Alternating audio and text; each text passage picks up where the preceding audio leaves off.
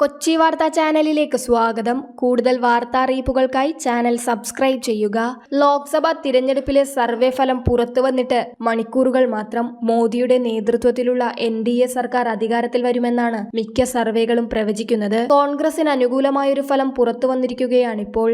India സഖ്യം ഭൂരിപക്ഷം മറികടന്ന് അധികാരത്തിലെത്തുമെന്നും NDAയ്ക്ക് കുറവുണ്ടാകുമെന്നുമാണ് പ്രവചനം. ദേശബന്ധു പത്രത്തിന്റെ ഡിജിറ്റൽ ചാനലായ DB ലൈവ് ഇലക്ട്രൈൻ ഓഫ് ഇന്ത്യ ഏജൻസിയുമായി ചേർന്ന് നടത്തിയ എക്സിറ്റ് പോൾ ഫലമാണ് പുറത്തുവന്നത്. NDAക്ക് 207 മുതൽ 241 സീറ്റുകൾ നേടാനാവുമെന്നും ഇന്ത്യ സഖ്യം 255 മുതൽ 290 സീറ്റുകൾ വരെ നേടിയേക്കുമെന്നുമാണ് പറയുന്നത്. സംസ്ഥാനങ്ങളുടെ കണക്കെടുത്താൽ ഉത്തർപ്രദേശിൽ NDAക്ക് 46 മുതൽ 48 സീറ്റുകളും സമാജ്വാദി പാർട്ടിയും കോൺഗ്രസും ഉൾപ്പെടുന്ന ഇന്ത്യ സഖ്യത്തിന് 32 മുതൽ 34 സീറ്റുകൾ വരെ നേടുമെന്നാണ് പ്രവചനം. മഹാരാഷ്ട്രയിൽ ഇന്ത്യ സഖ്യത്തിന് 28 മുതൽ 30 സീറ്റുകളും NDAക്ക് 18 മുതൽ 20 സീറ്റുകളും ലഭിച്ചേക്കും.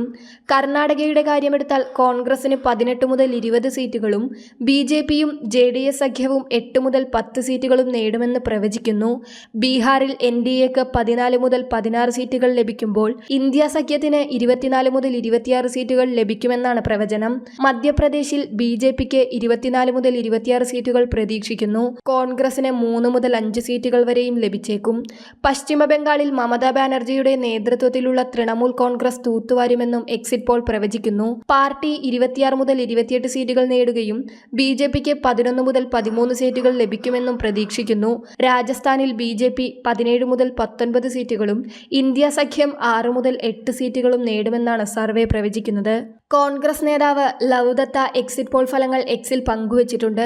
ജൂൺ 4-ന് നിങ്ങളെല്ലാവരും കാണുന്ന കൃത്യമായ കണക്കുകൾ ഇതാണ്. ഈ എക്സിറ്റ് പോൾ സത്യമാകും. ജൂൺ 4-ന് ഇന്ത്യ സഖ്യം സർക്കാർ രൂപീകരിക്കുമെന്ന അടിക്കുറിപ്പോടെയാണ് നേതാവ് എക്സിറ്റ് പോൾ ഫലം പങ്കുവച്ചിരിക്കുന്നത്. എല്ലാ പ്രധാന സർവേകളും BJPക്ക് വ്യക്തമായ ഭൂരിപക്ഷം പ്രവചിക്കുന്നു. 2019-ൽ 303 സീറ്റുകളായിരുന്നു NDA നേടിയത്. ഇത്തവണ 400 കടക്കുമെന്നാണ് പ്രധാനമന്ത്രി നരേന്ദ്രമോദി അടക്കമുള്ള നേതാക്കളുടെ അവകാശവാദം.